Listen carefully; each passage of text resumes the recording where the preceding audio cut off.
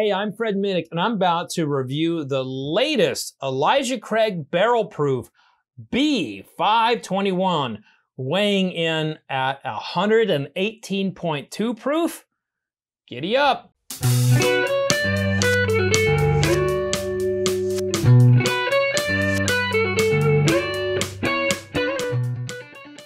So one of the things about the Elijah Craig Barrel Proofs, this is the best, most available limited edition of all the products that come out on a kind of quarterly or annually basis.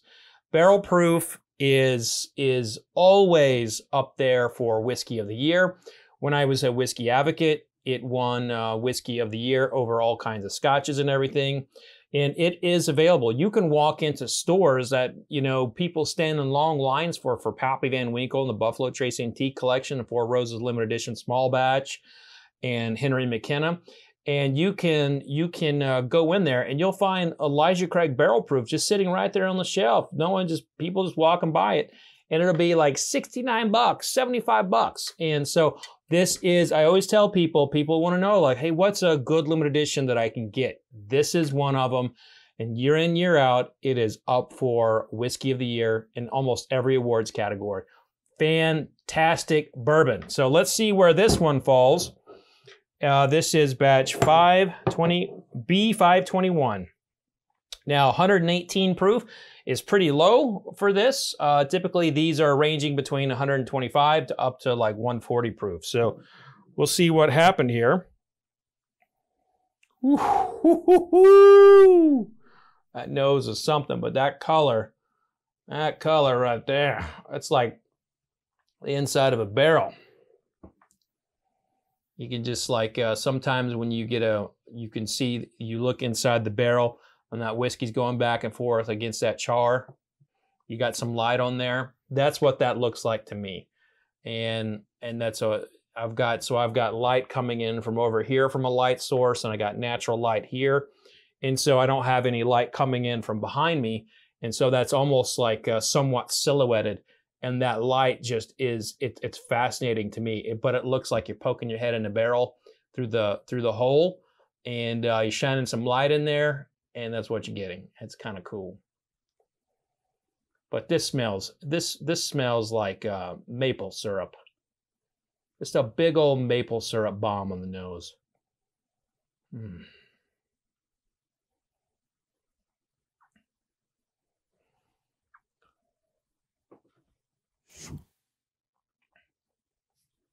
I have to tell you, I'm disappointed on the palate. Well, it's maple syrup on the nose. It's kind of like burnt corn on the palate, like burnt sides of toast. Like a lot of burntness here. It's not a smoke. It's like an overcooked, you know, pan of corn or burnt cornbread. This is really shocking to me because I have rarely found, I don't think I've ever tasted an Elijah Craig Barrel Proof that I didn't like. Now, there's some I like more than others, and there's some that I think were amazing, and there were some that I think were subpar, but all were always drinkable. I don't know if I'm going to say that on this one as I come into the last taste. Yeah, I'm afraid that this Elijah Craig Barrel Proof misses the notes for me. It's very disjointed after you get past like the fact there's a lot of burntness in there for me. To me, it's like it's not really focused anywhere on the palate. It's kind of just, you know, there's that burnt note, and there's a few other notes coming in here and there. Like there's a little bit of vanilla, there's a little bit of caramel, there's just a touch of nutmeg, and a little bit of like kind of like a cinnamon applesauce. But this overriding like overcooked toast, burnt cornbread, you know, it's just kind of distracting to me. And this is not an Elijah Craig that lives up to the expectation of some of the juggernauts of the past. That being said, everybody should taste for themselves and you should only use me as like a guide as you see fit. But I would not use this as a end-all be-all in your shopping endeavors. If you happen to come across this 118 proof one, and if you disagree, put it in the comments section. I think that's great if you do disagree. Also, taste for yourself. Don't just listen to me or any other critic. It's very, very important that you taste for yourself. So I'm just one person giving my opinion on it.